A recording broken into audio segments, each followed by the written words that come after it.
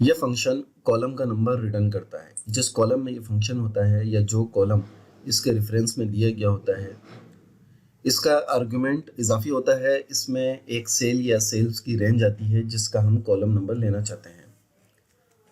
इसकी मिसालें देखते हैं। यहाँ पे मैं कॉलम लिखता हूँ, कॉलम, और इसको रेफरेंस में कुछ नहीं देता, सिंपल कॉलम लिख के एंटर करता हूँ तो इसने हमें 2 दे दिया। 2 का मतलब है कि ये बी में हमने लिखा है, तो ये इसने बी कॉलम हमें दे दिया है। बी कॉलम का जो नंबर है वो 2 है। इसी तरह अगर सी में लिखूंगा तो ये इसको 3 दे देगा, ए को 1 दे देगा, ठीक है।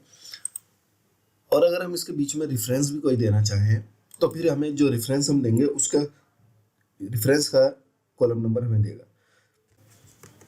S1 मैंने कर दिया, तो अब इसने यहाँ मुझे इसका रिटर्न करके दिया है 19, ठीक है।